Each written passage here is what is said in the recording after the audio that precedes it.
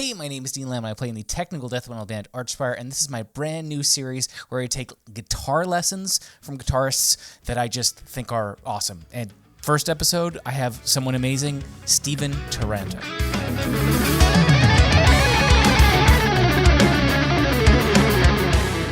Stephen plays in the band the Helix Nebula, and he also puts out just like insane Instagram videos. I just think that the way that he looks at the guitar and the way that he thinks about it is just really interesting, and I want to kind of dive in and see how he does the crazy things that he does. So this is a series of clips from our guitar lesson together. It's a full hour-long lesson, and if you want to watch the entire thing, you can go to the membership tab on my page and become a member. You check everything out, plus full guitar tabs for the entire lesson. So I also want to give a quick shout out to Sweetwater Music for sponsoring this series. I recently put together a list of all of the gear I use that they offer on their website. So if you're looking to upgrade anything, or just want to know what kind of like strap locks I use or whatever, hit the affiliate link in the description. And now I present to you the amazing Stephen Taranto. I love the way that you pick. I love the way, honestly, like I love the shape and the look of your right hand. And I'm a big right hand guy. I love picking hand technique. I was a huge, and still am a huge Paul Gilbert fan, and he has one of the most accurate, awesome right hands. Is that kind of where you came from as well? Yeah, I mean, I've grown to love them. When I first heard them, it made me want to just learn every guitar, anything that resembled a guitar. Paul Gilbert especially, like when he sort of did the whole like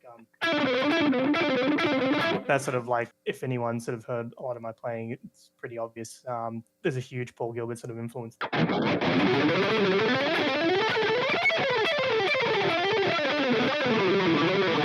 Obviously string skipping.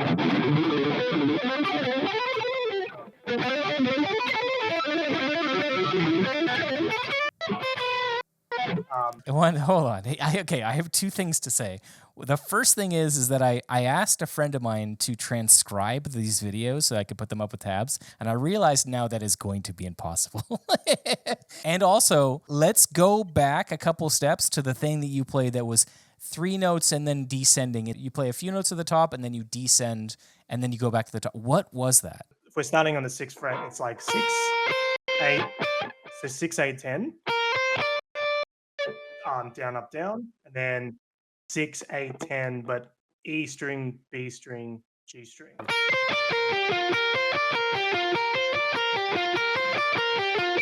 And then you can go down the strings.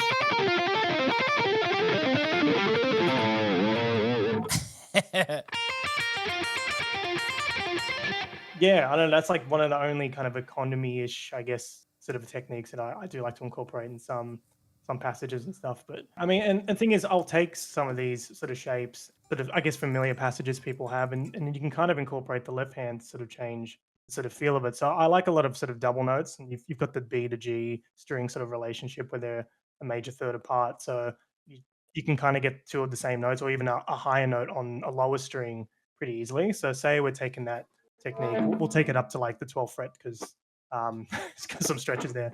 So with that same sort of idea, you can do something like. It sounds kind of alien when you're always do like a diminished shape. And you can like. So really, like when people think it's like quite alien, all I'm really doing is taking these sort of familiar techniques and just kind of moving the left hand to see what sort of notes you can do. So like, for instance, I can make the G string a higher note. Like if you can stretch your fingers that hard. Kind of it doesn't sound as good as I thought it would. That's pretty much the idea. Is it's like it's really just. And Paul Gilbert did that a lot. Like he did the whole what's that pattern he did? Oh yeah. Whatever it is, but he'll do it like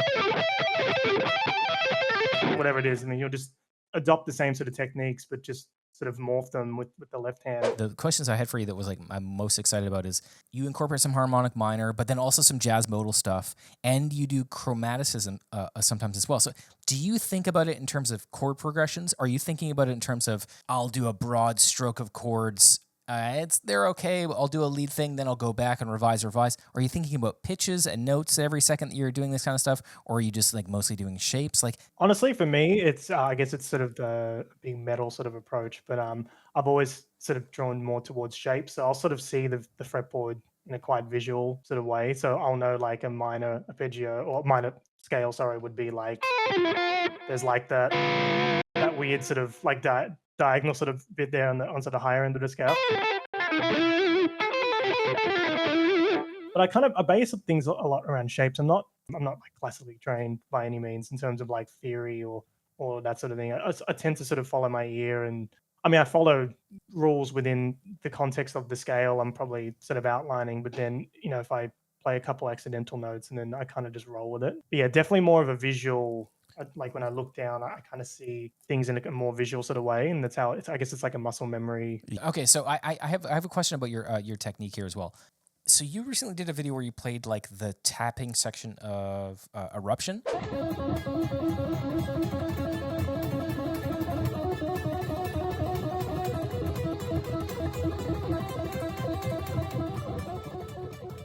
But you picked every single note. And so the pick slanting in that video, how did you... Now I actually have a better idea of how you did that because you're an alternate picking lunatic, and I actually didn't know that. I thought that you were switching back and forth between alternate and economy where it made the most sense, like a sane person, but I guess you aren't that, and you are just insanely good at alternate picking. So how the fuck? Essentially, it's sort of just an exercise in repetition. So if I can see it from the side on.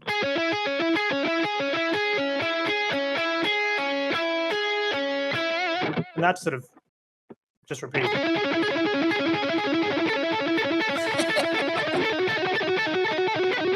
It's been a while since I played it, but essentially again, I guess it is a chunk in your will. I'm really liking the term chunk. The more I never really thought of it in my mind. It was always just like that's just how you have to play that sort of thing. So starts with a downstroke.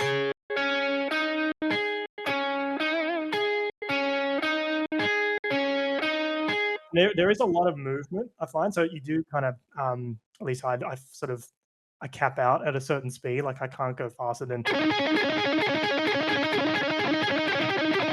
just, it's probably fast enough, I guess. Well, yeah, I think it's fast enough. Let me try that real quick, and I want to see kind of. I want you to tell me kind of how it sounds because it's a little bit different sounding than yours. Yeah, I mean, I guess I get the inside outside pick slanting. That's really cool. You know what I might do to switch that up? Just like if I was to put that onto a record, if I was to write a riff using that technique, which now I might because it's really cool sounding, is I might actually hybrid pick it. Oh, interesting. Oh, God. That's something that I've been working on. Crazy. Yeah, quite a bit lately. Are you going pluck down up, pluck down up? Yeah. It's always the same. Yeah. Yeah, really, like you said, it's the same kind of thing. It's like just repetition. So you could take or